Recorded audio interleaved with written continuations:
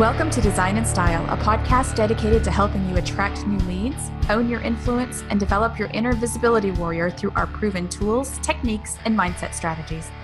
I am Dixie Willard, interior designer and owner of Designing Dixie, a brand journalism media outlet. And with me, as always, is my beautiful, effervescent co-host, Rachel Moriarty, a leading home style expert, best-selling author, speaker, brand ambassador, and product designer for Elegant Mosaics.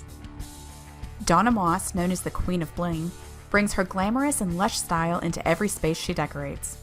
A former finalist on HGTV's Design Star, she hosts the HGTV series Donna Decorates Dallas, where she shows the big and small details that make up a fabulous Texas home.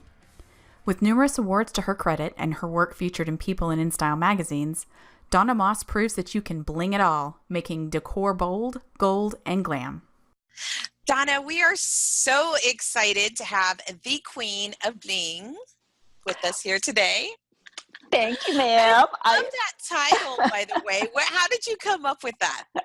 Well, actually, it wasn't me, but HGTV knew of me, and I always, with my clients, that's what I do. I just like it, like a bling explosion when I go into a house. So that's always been my style. Even when I was a kid, my desire was not to be an interior designer, but to be a fashion designer. So in high school, I would make clothes. My mother sewed. And so I kind of caught on what she was doing and took it to a different level where I took 4 years of sewing in high school, and everything I made, I would bling up. I would put back then we had to, and it was usually on denim. I would go to Goodwill, buy up all their denim jeans and turn them into purses and jackets and skirts. And then I would take these, there were these bedazzler? Was it the bedazzler? Yeah. Remember the bedazzler? It was before the bedazzler. This is back in the 70s, so there was no such thing. I wish I had created it. But I would have these. Yes, there were these little bitty metal studs, and you would push them through the fabric, and then you put your crystal. Didn't they have the little teeth? Yes. And so by hand, each one of them, and I would take a whole lapel of a jacket and just fill it with crystals and rhinestones. Can you imagine how many Donna Moss originals are out there that people don't even know? Floating around, they have no idea. I know. If only I could get some of them back. If you would have signed them with that would have been so cool. They would have been worth at least $5. Exactly. Museum. The Donna Moss Bling Museum. Yeah, but so I've always loved the, sparkle and anything glimmery, glitzy, it's always been my thing. But of course, as a designer, sometimes I have to tone it down for my clients. But when, I don't know that I told them I felt like I was the Queen of Bling. I don't remember how it happened that I became the Queen of Bling, but it's just, it's just me. It's stuck because that is what I am and what I do. And I'll do ceilings out of nothing but glitter. It's if the clients will let me, and a lot of them do, because that's the style that they want. And so it's been fun. And that is so fun. I love how because I come out of the fashion industry, so I love how you have, because do you have your store still, or did you don't have the children's store? Well, I had two stores. The children's store came later. I had my main store was That's Hot, and it was custom furniture, lighting, clothes, jewelry, just everything. It was about 1,800, 2,000 square feet of just, furniture and home accessories. And then we brought in clothes and jewelry, and then we expanded, and then we expanded again, and then we opened a children's store. I think on my Facebook or website or something, it says Children's Boutique, but that came later. So we had our stores my daughters and I had our stores for about 10 years. And just this past year, decided to let them go. Oh. So it's been sad, but it's been a really good thing too. Retail is hard. Retail's hard. I had a brick and mortar too. I had a children's store called Posies. Oh. And I know. Have you ever been to San Diego before? I did. Oh yeah, I was there for the 4th of July, not last summer, but summer before. Yeah, so I was in this beach community we have here called La Jolla, which is beautiful. Yes. And so, yes. yeah, we drove there. It's beautiful, right? So it was like a Yes. block up from the ocean, and it was like my utopia. It was beautiful. But at the same time, when I sold it, I didn't realize you can't, and I don't mean like a ball and chain, like this horrible thing, but it does tie you. Yes. You know, the brick and mortar will tie you a little bit, and Dixie knows how much I love my freedom. And so that's like my high, I think it's probably my highest value is time, having time in my schedule. And so that for me, I loved it. I still look back and I love it. But at the same time, it was such almost a relief when I sold it. Well, and my daughters both work with me in the interior design business and the retail business. So I owned one of the stores with one daughter and the children's store with another daughter. So and the stores were side by side. But as my daughters started having children, which Tiffany, my oldest, has a 1-year-old and a 2-year-old, and my middle daughter has a 9-year-old, a 5-year-old, and a 4-month-old. So so Tiffany kind of retired and decided she didn't want to mess with that anymore because she was still working in we also have a building business where custom homes, medical buildings, offices, shopping centers. So Tiffany is working with my husband in that. And so when she left the children's store, she went there. So we closed it down. And then Ashley and I continued with the other store. But when she had this last child, the 4-month-old, she said, I'm done. And I'm like, I am too. Let's just do it. Perfect. So we're like, yes. And so what we did is we kind of timed it with the traditional home show house that we did last year. We closed the store down and we did a pop-up shop at the show house. So, we got to, kind of finish, finalize it. Yes. Yeah. And we may bring it back. We're kind of tossing it around to, but we just needed a break. Once it's in your blood, it is hard to, because I do pop-up shops around San Diego. You do? I have another business called Velvet Couch Sisters, and we Velvet Couch Sisters. Yes, my girlfriend and I love to flip vintage furnishings, and we do pop-up shops. But that takes a lot of, it's almost like moving. We're like we're getting stuff, we're painting, we're upcycling, and we're installing it, and then you're taking it down, and it's a lot. And then you just have to start all over again. Yeah. It's so when it's in your blood, I mean, you have to love it, right? Otherwise it's a lot of work. It's so much fun though. I do want to talk about, I'm so happy you brought up the show house. That's a big deal. So can you go into the detail? Didn't you buy the house? Well, my husband and I built it. So traditional home, we knew they were looking for a designer builder in the Dallas area to do the first ever traditional home show house. They do the Hamptons, Palm Springs, Savannah. They do show houses all over, but they've never done one in Dallas. So we introduced ourselves to them. We flew to the Hamptons to see one of the show houses because I've done show houses locally, but never on a national level like that. So we met them all. We loved them. We loved the concept. So it was like a 2-year process. We had to find the land that would be perfect for a show house site that was going to be able to accommodate a lot of people. Also, not having a homeowners association involved that would stop the traffic flow and everything. But the main thing that we really loved about it is the opportunity to give to the Alzheimer's Association. That was our charity. And we knew this would be huge for the Alzheimer's Association, especially in this area. And since my husband's mother at the time was still alive and we were living the life of kind of caregiver, she lived in the Houston area, we live in the Dallas area. But, Paul and his brother were having to kind of work with, the nursing homes and the hospitals and everything. So we really, really, really wanted to do it for the charity. But it was a fun project. It was, we found the land. We built the home. It was an 8,500 square foot, fabulous, fabulous home. I wish you and Dixie could huge. have come to the show because Yes. it was so beautiful. And then we had about 20 designers from around the country come in and each do a room, a space, an area. Sometimes it was just a hallway, and other times it was, a whole entire room. And so I got to do the indoor kitchen, and then I inherited the outdoor kitchen too. But it was so much fun. And with the tour of the home and the sale of the home, we raised almost $100,000 for the Alzheimer's Association. That is amazing. I know. We were so excited to be able to do that. And that my two charities that I really love and like to get involved with is the Alzheimer's, because it took my husband's mother's life and his father's life.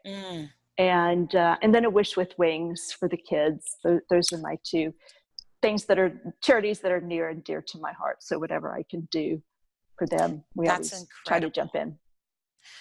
That's a big thing that we love about being in business, is being able to raise awareness or raise money. We were just talking to our previous guest that Dixie actually rappels down a building to raise money for the restoration house. Like scales a building? Yes.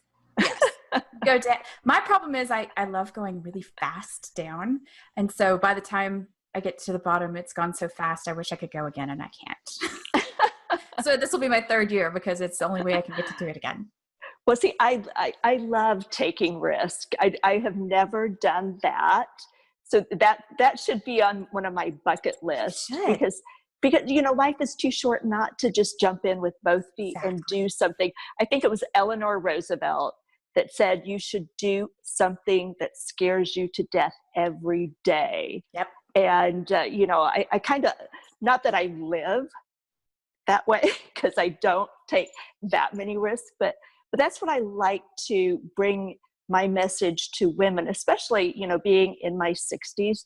I like to be able to be an inspiration for women over 50 and let them know that don't be scared to take those kind of risks. Just jump in with both feet. When I was a kid, I was scared to death of water. Mm-hmm. Jumping into the deep end of the water scared me terribly. But once I did it and realized, this is fun. I kind of make that my motto in life, is just jump in. Don't be afraid. And I am going to scale a building with you one of these days. Yes, Dixie. you have to. Please do. I would love that. We'll find a way. Dixie and I always talk about, fear and excitement being really close. They actually feel very similar in the body. Well, that's true. And our whole podcast and community focuses on visibility and getting visible and doing stuff like this, podcasts and live streams. And a lot of people they're excited, but actually they think it's fear, and then so they'll actually kind of reject it. So I'm glad that you actually brought that up. Yeah. Another thing I heard this, and I watch you a lot on different things between your own talk show and others. You talked about, and you just brought this up, I'm going to be 50 next year. And so I really want to focus on, also, I feel like a lot of women use that as an excuse, the age thing, because we coach a lot of women in our group, and they're, every excuse you can think of. I'm too skinny, I'm too fat, I'm too young, I'm too old. It's like any excuse you can think of is what a lot of people do. But I think a lot of women tend to get invisible at around the age of 50. And so I love that you advocate for that as well. And then didn't I hear that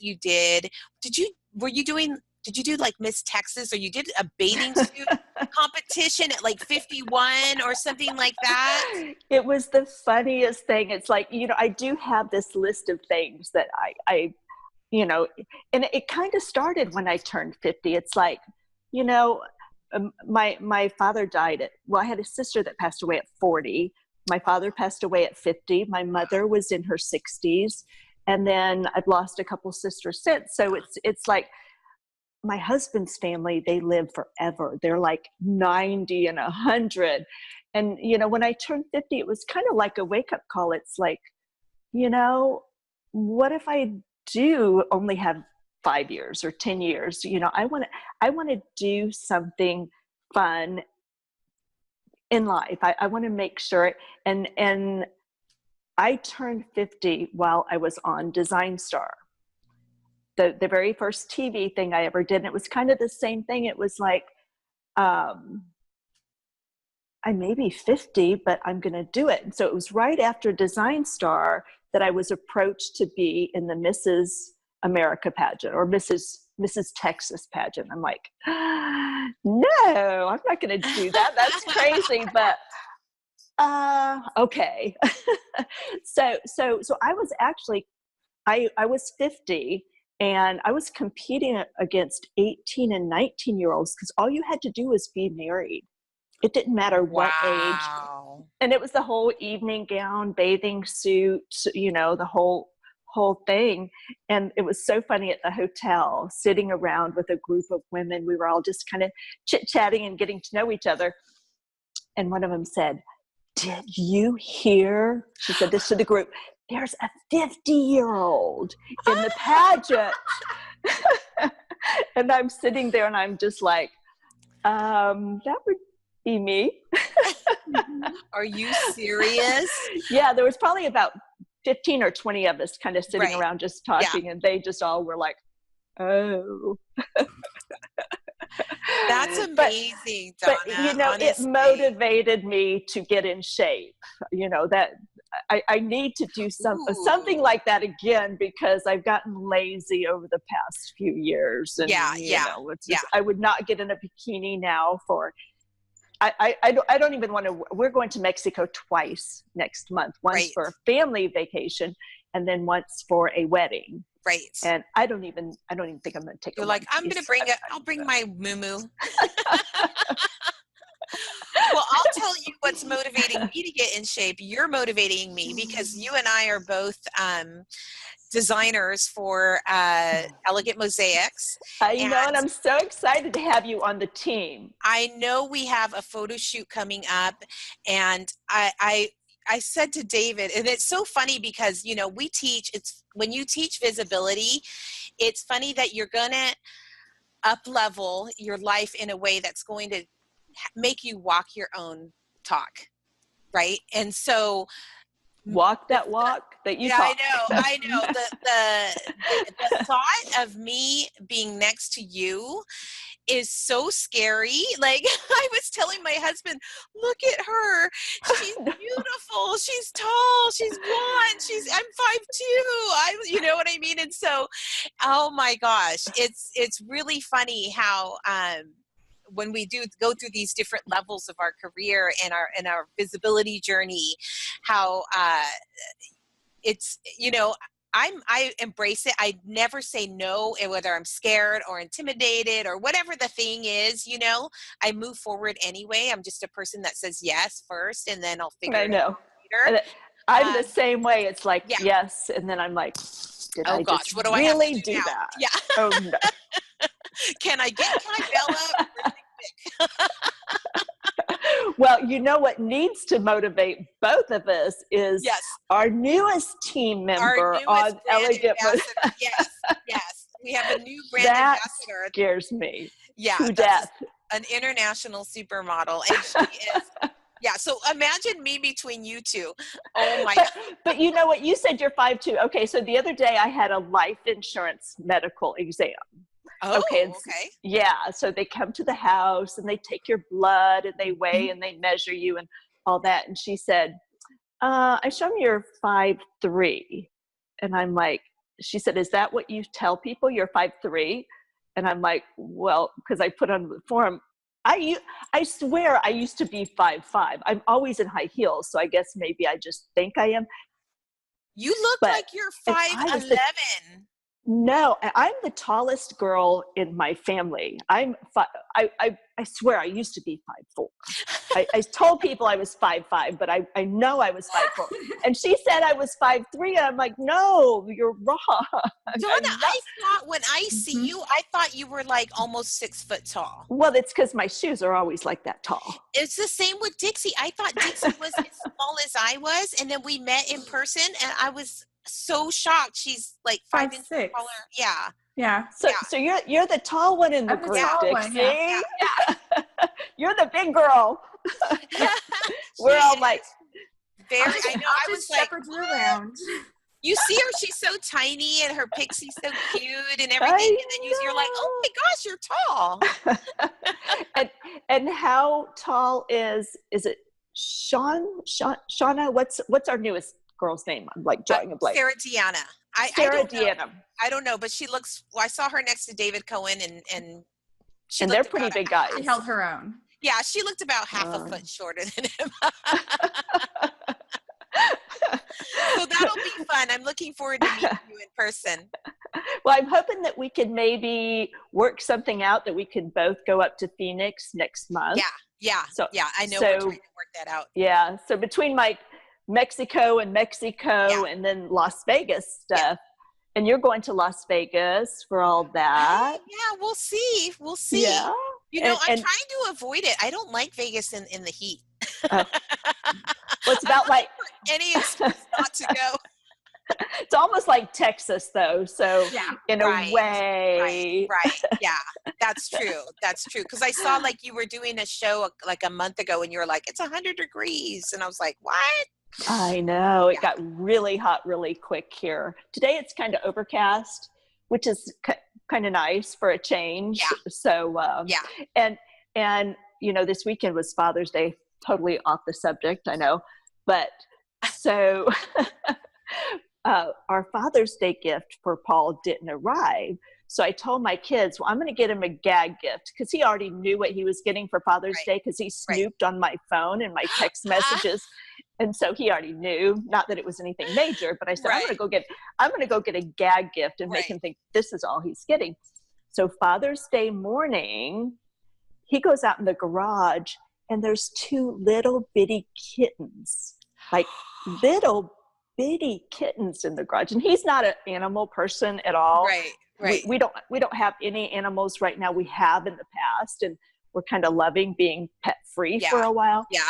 But so all my kids thought that this was what I did as a gag gift, but they didn't. A mother cat evidently had brought her 2 little kittens to our house, and they were trapped in our garage. So I ended up catching one and putting it in a box, and we went to church for Father's Day and lunch and came home, and the mother cat was in our driveway when we got home. So I gave the kitten back to her, and the weather's been kind of hot, so I was really worried, because the kitten, the black cat, there was a white cat and a black cat. We could never find the black cat again, but we did rescue the white one. But anyway, so long story short, the weather's been a little bit cooler. So I was, I've been praying for these cats. I'm like, what if they, go off and the mother cat has no food and no water? So I've been putting food and water out, hoping they'd come back. And last night they were just running around our yard. Aww. So I'm like, the weather's, so I've been hoping that I can eventually get Paul to cozy up to having a kitten family, a new family. And but yeah, I was just worried that the hot weather here in Texas was gonna really hurt them. But they're out there scurrying around in my backyard right now, and I'm playing mama hen to the little kitties. Aww. So I'll keep you abreast on the kitty story, on the situation. Yes. Update us.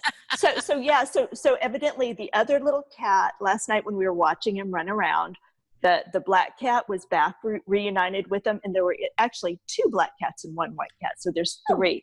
So if I know you guys don't live anywhere near us, but if we do end up adopting them, they're adorable. Aww. So if anybody needs some kitty cats, let me know. Okay. Now, are you both in San Diego? No. No. Okay. I'm in East Tennessee, near Knoxville. What's you are. Donna, I lived in Norman for 10 years. Oh. So I was not far away from you. No, but that's where. Talking about the heat. And there's a big rivalry between OU and Texas, with their sports team. So, just a little bit. Yeah. My husband would, he would never let you live down the fact that you lived in North. I was a trans. I will. I was forced. The military sent us there. Okay. Dixie's military, married military, and so she's lived all over. That's so cool, though. But you've chosen a great place to settle. I love the Nashville area. It's so pretty here. It's beautiful. I look out. So much culture. I've got green everywhere, so that was the most important thing. Not a lot of that in Oklahoma, especially this time of year. Everything starts to turn brown. Yes. So, yes. Yeah. So you have Design Talk Live with Joseph. You've been doing that like 6 months, right? I think today he said it's the 35th episode. Now he started. Over. Yeah. Well, October will be 1 year. Yeah. So I didn't start till like January. We just had a chance meeting at Market like the beginning of January of this past year, and just kind of hit it off and started talking. And he's like, "Hey, you want to be my co-host?" I'm like, "Sure," because I say yes to everything. Yeah. Just like you guys. But so yeah, it's been a lot of fun. You know what's been fun for me as somebody who watches the show has been seeing you kind of reach back to some of your connections at Design Star, and just, throughout your career, and introduce him to people that, he might not have had access to or have met or whatever. That has been really fun to watch. Yeah, and with Joseph, you give him an inch and he takes a mile. Yes, and so, yes. which I love. So this has worked out really, really fabulous, because through a connection from when I was on Design Star, and for those that don't know, Design Star was a competition design show that HGTV had on for several years. Wait a second. There are people out there who don't know what Design Star is? There is. Were you on during David Bromstad's? Were you on David Bromstad's? Yes. He won that one, right? Yes. So that was the very first episode. So David won that episode. So in fact, I tried to get David, because I love David. Oh my gosh. Too. Who doesn't? He's such a sweet pie. So I tried to get him to come and be one of the designers at the show house, but he was filming whatever that new one is, where people that win the lottery. Oh, he helps them find a house and design it. And wow, I haven't seen it yet, but it's supposed to be really, really good. So, so Tim DeSanto was also on the episode. I was like the 5th out of 10. I was the 5th one kicked off. And then I think after that it was Tim. And then, so I connected him and Joseph. Yeah. And so together they have developed this design. Well, really it's HGTV reunion that we're going to have in High Point in October. Yes, the unofficial HGTV. Unofficial. HGTV stars. And we decided, HGTV owns the DIY network. Yeah. So we'll bring in those people. Yeah. And now Discovery Channel has bought HGTV. Right. So we were thinking, this could blossom into all kind of stuff. Right. So it'll be fun. And I don't know if you heard this morning's Design Talk Live, but I'm so excited. My son is having his first child. Yes. And it's going to, thank you.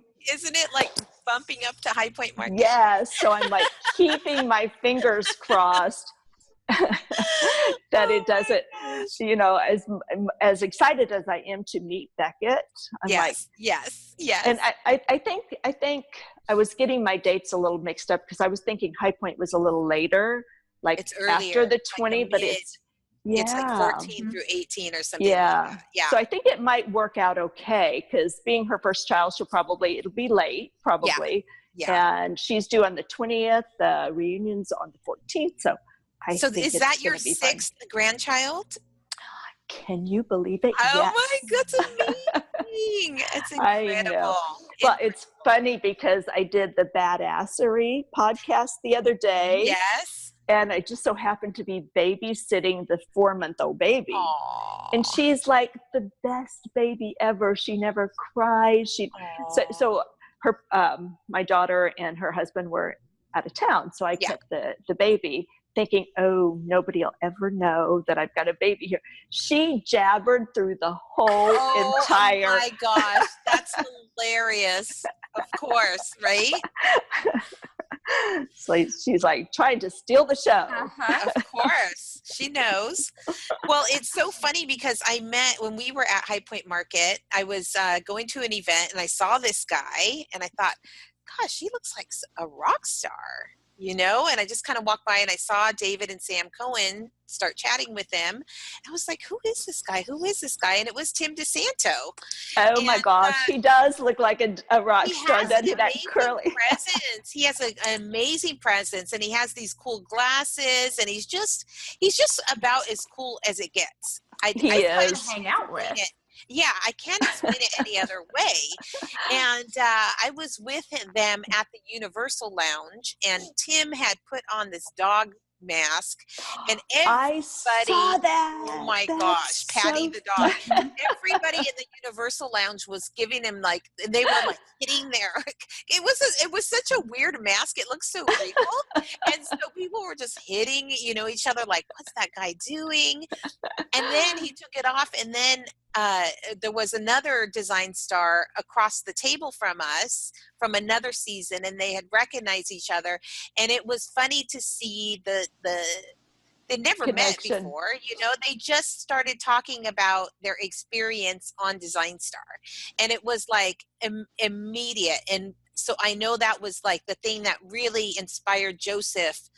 Like, what would happen if we got all of these people who had this thing in common, and then all of us designers, that's what started my career, was watching Design on a Dime, Decorating Sense, Decorating for the Sexes, all that, all those shows are what sparked me. Yes. To do this. So, most people that watch these shows, they leave HGTV on 24/7, and it's like they're obsessed with all the shows. And I don't watch a lot of TV, and even when I applied to be on Design Star, someone had told me about it. I never watched TV, but then once you start watching it, it's like this addiction. Like you leave it on 24/7. Yeah. It's really sad in a way to me that a lot of the shows now are all the same. Yeah. Where for a while there were a lot of unique shows like Designing for the Sexes. I love that show. And Candace yes, all those shows, everything had a little bit of a different feel. It seems like right now you just have two types of shows on HGTV. So we need to talk to them. I'm hoping maybe since Discovery has bought them, they'll kind of go back to doing jazz multiple. it up a little bit. Yeah, because I think right now they're thinking dollar signs, and they're going for whichever shows are the cheapest to make. Yeah. But I think they're losing a lot of audience because of that. So you produced your own show though, right? Do you produce and then? Well, what I did for my show is I contacted a local production company. Nice. And brought them in, and they developed like a 5-minute reel. They just kind of followed me around and the family, and we kind of decided what we thought the show would be, and then we took that to the networks. Right. So kind of a different way than I think most people do, and we didn't know if it would work or not, but it did, and it was really kind of funny because HGTV. After you did the Design Star, you had to sign a contract, and the contract said you couldn't do TV for like 2 years. They just wanted us all to disappear, basically. So, yeah. And I mean, we had billboards of the 10 of us in Times Square, in Hollywood, just they spent millions of dollars promoting us all to just wanting us to disappear. So I told the producer, I said, we developed this reel, and then she would go meet with different networks. And I said, but don't even go to HGTV because they're not interested. I can tell you right off the bat. But she mailed the tape to them. And right after they got it, it was like, and we were kind of in talks with Bravo at the time, which scared my husband to death because it could have been a whole different show. It could have been, and I don't know if you heard another show I was on, but they wanted to name, HGTV wanted to name my show Donna Does Dallas. Oh, so that gosh. really freaked him out. Change one of the words. Right. Thank goodness. But right? I still get mistake that people come, oh, you're Debbie. You're Debbie. No, that's a different show. I'm Donna. A whole different show. But at the time there were shows like The Property Virgins and kind of the little design shows that had decorating for the sexes, because they were trying to bring in a male audience. Right. And I think there were a lot of disappointed males that came and watched my show. But this wasn't what I was expecting at all. Where's the porn? Come on, lady. We want some visibility. Donna, are you doing something with the Design Network? Well, we're kind of in talks right now. Nice. We're not. Nice. We haven't totally. Yeah. I'm working with. Hopefully, it'll be out pretty soon. Is Ask a Designer. Oh yeah, perfect. Yeah, so that should be out pretty soon. Yes. I don't know what. I may have just one question, or I may have 10 questions. I don't know, but then. But yeah, we've been kind of in talks. We haven't got it totally completed yet. So of course. So stay tuned. We'll. Yeah, we will. We love the Design Network. And, we work very closely with us. They sponsor our podcast. We work closely with Jason. We're helping them develop their new e-design platform. So I'm excited. Love the Design Network. So I hope that I'd love to see that. I think it's a perfect pairing. We've done the Ask a Designer for their new media content, not for their channel, but at High Point we did that. So okay, that's a fun. I like that. It's a fun series. And then at the last High Point Market, they basically had us do a version of that, like on the street. And on the side. We were recording. We were kind of like the Joan Rivers sort of thing, like on the street or going around High Point for the Design Network as like kind of correspondence. So that was really fun. And that was hilarious to see how many designers would see terrified. They would see the camera crew and us with the microphone and us kind of looking around, and they were like, they would be like, vroom, they would go like walk 5 times faster right past us. A couple of them actually like, put my blade ran. Yeah, I would have thought designers so because you're there and it's like you see them. They're so creative and the way they present themselves and self-express in their clothing, and you would think that these people would they're perfect to get on camera, and so many of them are camera shy. So it's been very interesting for us. It's the same thing, just jumping in and doing it. I mean, especially if you don't know what the questions are, you don't want to be the one designer that gets out there and just really says stupid stuff, because I've done that before. But the thing is the Design Network doesn't want to look bad, and they don't want to make anybody look bad. They're going to do the editing. They're going to make it look, it isn't Bravo, so they are going to make it look, they don't want to make it look dramatic or anything. So, it's interesting to me, I love it. Well, I love the journey. And going back to David Bromstead, when I was on Design+Star, I would, because I'd never been on TV before, and it was like, sometimes you do get caught up in talking and not making any sense. Yes. And so I'd get in front of the judges and start just babbling and just saying stuff. And he'd say, Donna, shut up. You start talking, and it's like you're just throwing up words. Just stop. Oh, that would so be me. So be me. I lose my thought all the time. I'll go back and be like, what was the question? What was it? I know. What were we talking What's about? the thread? Well, it's been amazing. What do you have going on? What are you working on right now? Well, this is one of the things I'm working on. Some mosaics behind you. That's yes. So I'm gonna try to get some of my designs like finalized. Nice. I took about 2 months of my life got kind of lost with my sister, the things that I went through. So I got behind on so many things. Yes. But I promised David that I'm going to get some content for him today. I love it. I love it. Now, it's what I found out that I can't design like that. I can only sketch. So they've had to send me paper templates. And I have to, do you have them too? Like this? Yes. That is the only way. I have to get in the zone, and I have to like line draw it. Then I can fill in the bubbles. And then, it's been interesting because I had imagined me actually plugging and playing sort of thing. But that's what I did too. My process. Yeah, I would lay everything out. And I work best starting at midnight. So I would get these boxes and these things. This is for those of you that don't know. This is how we design. Yes. Yeah, I love it. So I get all my mosaics and lay everything out on my big table, and for hours I would put things together. And so finally, I kind of just recently I emailed David. I said, because he had sent me one of my designs fully laid out on paper, and I said, can you send that to me blank? And it's like transformed everything. Yes. I think as designers, we are very visual like that. Yes. And it's easier to see when you can see the whole picture. Right.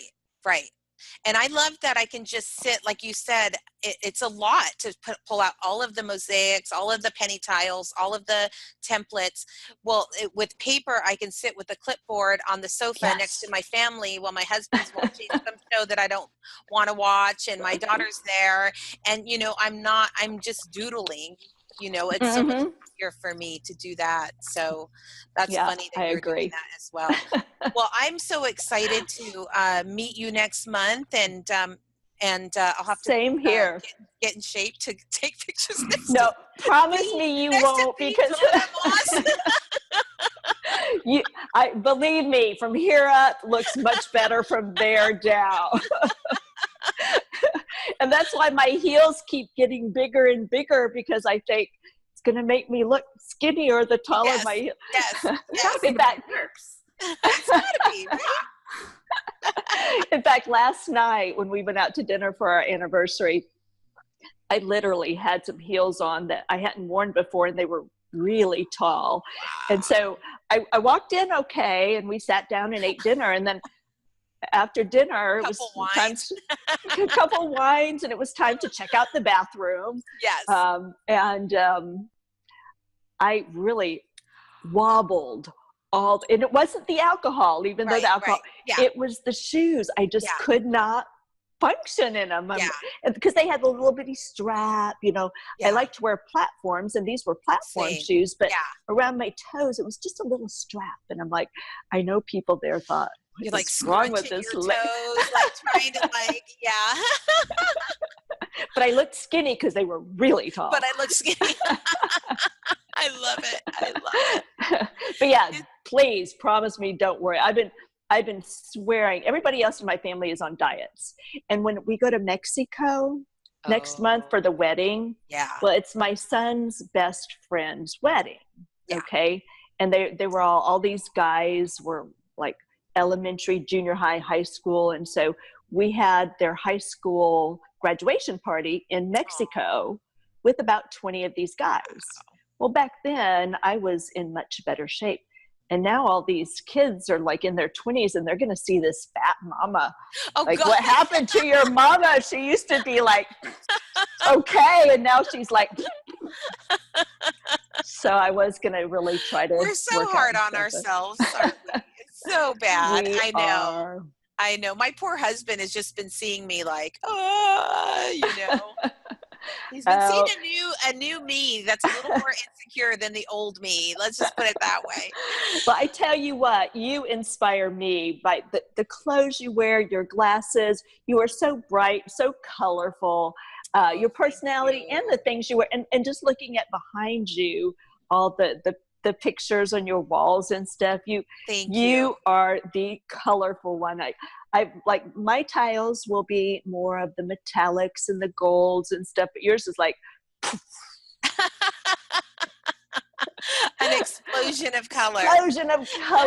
So it's so fun. I think they've done a really good job at, they've got some bling and you're so classy and elegant. And then I'm like rainbow bohemian, and it'll be fun to see what comes out of it.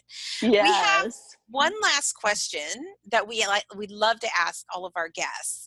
And for our businesses as interior designers, what do you think? Why does visibility matter? Or like, why go on TV, or why do Facebook Lives, or houses, whatever. Yeah. Well, back when I was doing TV, like Design+Style and Donna Decorates Dallas, I did not know the importance of visibility. You think just because you're on a TV show, everybody's watching. Well, that's not the way it is. You have to really force yourself to go out and do things that you wouldn't normally do, like Facebook Live, like all these things. You have to take other means, and it's a new world. This is, yes. I am totally computer illiterate, almost, not totally, but I don't really go with the flow of all the technology. You on the other hand, you and Dixie, you guys know how to. Dixie. You mean Dixie? oh, Dixie. I need you, Dixie, in my life. Everybody needs a Dixie. but not only to promote your own business, you have to put yourself out there for people to get to know you, but for other things you want to do. Like, I love being able to help raise money for charities. And when people see your face associated with a charity or something like that, it makes them want to also give to those organizations. So I think it all comes full circle. The more visible you are, the more profitable your business is going to be, and the more profitable maybe other organizations are going to be because of you, if you lend your face and your name to things. So visibility is crucial, and I need to do it more. I need to put myself out there more, but sometimes with my business and with my family and with friends and with everything, it's really hard to find time to do these things. There'll be like Monday nights, I'll think, oh my gosh, tomorrow's Design Talk Live and I don't know what we're doing. Or, it's like things sneak up on us because as women, we juggle so many different things. Absolutely. Whether it's my 6 grandchildren or something with my children, my husband, my work. It's just, there's so many things. But if you take the time to be visible, down the road, it's going to explode your business. It's going to, just your personal brand. Oh, for sure. Your personal brand. So my husband would be like, well, why do you do that? He doesn't understand. And I'm like, it's all about building my business, building my brand. About visibility, honey. Yeah. It's like, you're not making any money doing that. Why are you doing it? Because ROI, it does have a different ROI. It's not and I think that's what's hard for traditional business people to see. It's not like that like, okay, I put in this much money, I got that much out. It's like energy and visibility. And then it's like little seeds, and all those little seeds end up being start to grow. And it's not like an immediate thing. It's a hard thing to track, but it does work. And I think this is one of my favorite answers, because you said it is crucial, and it is crucial. It is that. I love that you use that word. Yeah. Thank you, Donna. Oh my gosh, it's so wonderful to meet you and Dixie and see your beautiful faces. And I'm excited and thrilled to meet you soon, hopefully next month. Yes, and in High Point, definitely. So you'll for sure be there. I may be dragging a newborn with me, but I will be there. Then I'll definitely be there. I know. Give me a newborn, I'll be a happy girl. Right. And I want to see you and Dixie rappelling down a building one of these days. So for charity, that'll be amazing. It's a deal. Amazing. It is definitely a deal. But I will have to get myself in shape first. So. I don't know how easy scaling a building in high heels will be. So will have to. Yeah, they're a little picky about that. Yeah, I imagine glass windows. Yeah. Liability. Something about that. I don't know. Well, I think we can do your husband's, maybe one of your husband's buildings. Maybe there you go. I think the tallest one is maybe 3 stories. So I definitely. Well, I think was it.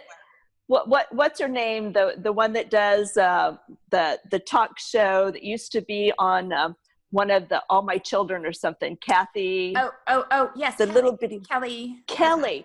She used to do, and I don't know, she still might, those where they'd have marathons in high heels. Yes. So that's my goal someday to do a marathon. Even if I can't scale a building with you in my high heels, I'm going to do I'll stick to the building. You can have marathons all you want. They do make high heel tennis shoes though. So they do. Yeah. Amazing. Yeah. Amazing. Well, it's been such a pleasure. Thank you again, Donna, for joining us on the podcast. It's been wonderful. I love you guys. I love what you're doing. Mwah. Sometimes when it comes to visibility, it's hard to know where to start, how to start, what's truly important. Maybe you've already started, but instead of getting anywhere, you just feel lost and confused. Maybe you see others making great strides, but it seems like you're getting left behind. Or maybe your once successful visibility efforts just aren't getting you the attention they used to, thanks to new technology and an ever-changing industry. It's time for a change. It's time to take control, to stand up for yourself and your business. It's time to become a visibility warrior. Join us today at visibilitywarrior.com.